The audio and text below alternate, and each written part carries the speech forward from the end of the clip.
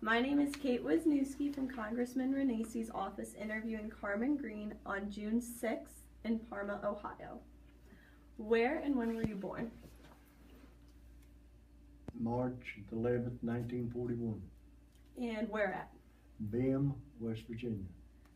What were your parents' names and what did they do? My mother was a homemaker. Her name was Nettie Green. My father was a coal miner, Carlos Green.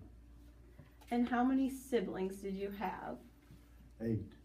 And what were all their names? I had a twin brother named Carson. I had an older brother named Robert. I had a sister named Elena, Frances, Virginia, Garnet, Charlotte, and I had a brother that died young. His name was Dorman. Did any of them serve in the military? No. And what were you doing in West Virginia before you entered the service? Going to school. Going to school. What branch did you serve in? Air Force. And were you drafted or enlisted? Enlisted. Enlisted. And what was basic training like when you first entered? Rough. Hot in San Antonio, Texas. And was there for 12 weeks. And they make a man of it. Did you have to do any special training there or No. just basic training? Are you able to say any of the things that you do at basic training? Like what the daily routine was, or?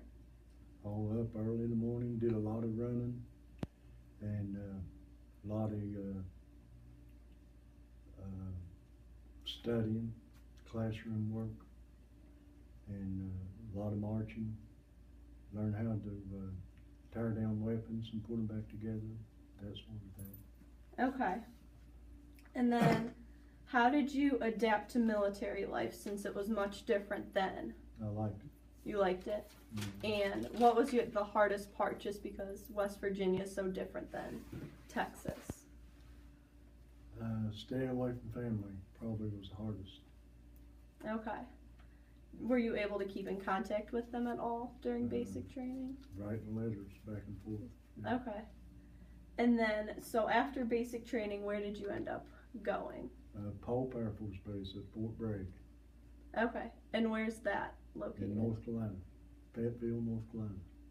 Okay. What was your experience like there? Just continuation of training. Mm-hmm. And we were in security forces, so I took care of all the weapons and cleaned the weapons all the time and took care of the weapons. Okay. After that, where were you? When were you stationed overseas? Where was I stationed overseas? Mm-hmm. First time going overseas, I was stationed in Holland, Schusterburg, Holland. Okay. What were you doing in Holland for the Air Force? Can't tell you about that. Okay. What was life like when you served overseas? In Holland? Mm-hmm. If I could, I'd go back today. What was your favorite part of it? Just beauty of the country and people. I really like the Dutch people. Nice place to be. Okay. When you weren't working for the military, when you weren't doing stuff for the military, what did you do in any free time while you were in Holland? Travel. We went, I had a buddy and we'd just go, we had rented a Volkswagen for 10 guilders a week. So that was $2.50 each. Mm-hmm. And we just travel all over Holland. Okay. Very cool. Were you able to keep in touch with your family and friends at home, or was it difficult while you were in Holland? No, I just write letters Just back write. and forth. Okay. So you mentioned that you had a friend that you were stationed with. Do you want to talk about him? Yeah, Robert L. Rogers from Pennsylvania, and we and his family came from coal mining place in Pennsylvania, and we just got to be real good buddies. Okay, so it was easy to like relate to him, and Mm-hmm. very cool. Do you still keep in contact with him? No. Are you able to keep in contact with any of the people that you did serve with? Yes. Barney Hancock. Where did you meet him? Was it while you were in Holland? No, we were in Pakistan. Okay. So after Holland, where did you? I have to think. After Holland, I come back to Fort Bragg. And how long were you there for? Not very long. I had to go to Barksdale Air Force Base, Louisiana. Okay. What was your experience like there? Everything was top secret, so I can't. Okay. And then after there you went, is that when you got sent to Pakistan? No, I got sent to Lockbourne Air Force Base, Ohio. Okay. Very nice. And then after there, where were you? Pakistan. Okay. And what was your experience like? I know you mentioned that you can't talk about that. I can't talk about my duty, but that was an awful place to be. Really? I wouldn't wish that on anybody. Do you want to explain how so? You couldn't go nowhere by yourself. Yeah, I always had to go in a group. And just out in the desert, close to Afghanistan, Mm-hmm. and it was just a terrible place to be. Snakes, them cobras, you could see them all over. It was a terrible place to be. Really? So you preferred Holland over Pakistan? Yeah, I prefer Holland over the United States. So did you go to Pakistan with the same people that you served in Holland with, or was it No, a different group? Different group. Okay. When did you finish your service? April 1968. And how many years was that then? 7. 7? And when you got back, was it hard to readjust back to your home life, or? Well, when I came back from Pakistan, I got reassigned to San Angelo, Texas. Okay. Goodfellow Air Force Base. And that's when I got discharged. Okay. And then after that, did you go back home to West Virginia? No, I came to Ohio. Came to Ohio. And then do you want to talk about what life was like when you got back home and like went to Ohio and everything, and what you did?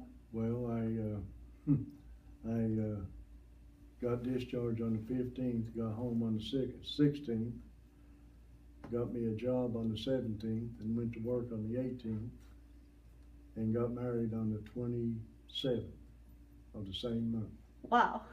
And where did you get your job at? On Detroit Avenue, making pots and pans. Very cool. Place called, I forget the name of it now. I can't think of the name of the place. But I didn't stay there long. I ended up in the salt mines. Okay. And what made you decide to move to Ohio after? My girlfriend, Brenda Green, we were dating, Mm-hmm. and we were planning on getting married, so when I got discharged, that's what happened. Okay, very cool. And did you meet her before the service? I knew her back in West Virginia. Okay, very nice. So you mentioned that you worked in the salt mines. Salt mine. Afterwards. Did Yeah. you meet any people who also served, or? Yeah, a lot of guys served in the military, worked in the salt mines, yeah. Okay, so that was just like something you Right. served and then came home and Right. worked in the mines. Did you do anything else after the service that you want to talk about? No, just worked and got Just married. And then, were you involved with any veterans organizations once you got home? No, No, I just, never had time. okay. And then, so once you, what did you end up learning from being in the Air Force? respect for other people, and always try to do what you see. Okay, very cool. And then you mentioned earlier that your time serving changed your life. How do you want to explain on that? Or how did it like impact the way that you Well, lived? first off, if you go in the military, they change you. You show respect to other people. You grow up as a man. That's what I think about it. You completely different from when you grew up, you know, 18 years, 19. Respect is the most thing that people expect you to learn in the military. Yeah. Respecting everybody, not just your supervisors, but everybody. Okay. Very cool.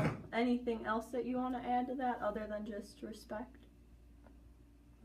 No, it's about the best thing that can happen to people. I don't wish they'd have a draft, but I wish young men not going to college, they should go into the military. And they would find out when they got out, they'd be a completely different person. Okay. Yeah. And then, how do you personally feel about the military since you served in it, other than that it changes you and like forces you to grow up and be a man? Well, like I said, I think every young man, if he's not going to college, should go to military, and they would be a different person when they came home. Okay. And then, while going back to saying when you said that you didn't want to get drafted into the Army, so you enlisted in the Air Force, did you ever consider any other branches of the military or just Air Force? No, Air Force. And what made you pick the Air Force? Well, they don't have boots on the ground like the Army and Marines do. And I did not want to go to Vietnam. Okay. So that was my way out. When my dad called me, told me I got drafted, I quit my job and went to the Air Force and joined up and went in. Okay. Did you know anyone who went to Vietnam? Oh, yeah. Were a lot of like people from home Yeah. drafted there? Yeah. Okay. And then, was your brother drafted or? No. Okay. He never got drafted. I don't know why, but he did. Okay. Because did they have the birthday? Was it the birthday lottery at that time, or how was it being drafted? No, you got a number. The number. And Okay. if your number come up, you got drafted. I got drafted and he didn't, so I don't know. His number must have been different or something. Okay. We were twins, you know, when you think one of us Yeah. got drafted, the other one would too, but he didn't. So while you were gone, what did your family do, or I know that you were close with your twin brother. What did he do while you were? He worked in the coal mines. In the coal mines. Yeah. Okay. Very nice. Is there anything else that you want to mention about your time there? Or Well, while you were stationed anywhere? Well, if I hadn't got in an automobile accident, I would probably spent 20 years in there. I really liked it. Yeah. What are you able to talk about the accident that you were in? Yeah, I was in a car wreck at night down in Texas, and got my right eye put out, so I couldn't stay in the military. Okay, and that's why they discharged you. Right. Okay. Do you want to talk anything else about your time overseas or experiences that you had at camps, or how you were treated in the military? When I was in Holland, Amsterdam, Holland, just about everywhere I went, you had to have a top secret security clearance, any military base. And Kennedy come over there, him and Jackie, and they needed people with top secret security clearance to stand on the guard for them and guard them while they exams. And they took some of it from that top secret base in Holland, and we went down into Germany and stood honor guard for them and guarded them while they were there. Very cool. Do you remember when that was? 1964, I think it was. So right before Kennedy. No, 1963. Okay. 1963. Very cool. Was that your favorite part? What was your favorite part of serving? If you could. In the military? Mm-hmm. Seeing parts of the world that I'd never been able to see. You know, I've been in Spain and Afghanistan and all over. I've been quite a few different places. Very cool. Let me think. So, when you came back home, did you feel, well, once you were discharged, were you respected by people back at home? Because I know during that time period it was difficult with the Vietnam War and how people viewed the military. No, the people that I knew and ran around with, they respected me for being in the military. Yeah. Very good. Let me see if there's anything else. Do you want to talk about any time that you spent with like your friends that you met overseas while stationed with them? Oh, we still get together about once a year at Barney Hancock and play golf and talk about old times. Yeah, is he involved in any veterans organizations or he was done? Yeah, he just worked. Now he's retired. So. Okay.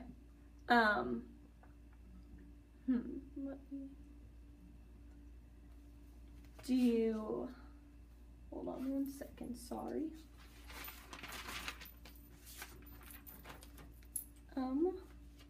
Did anyone from where you were growing up was stationed near where you were, or did you just meet people from all over the U.S.? I just met people from Ohio, California, all over, you know.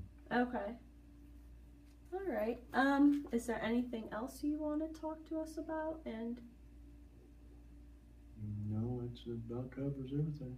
Covers everything? Mm-hmm. All right. Well, thank you very much for your time. We appreciate it. All right.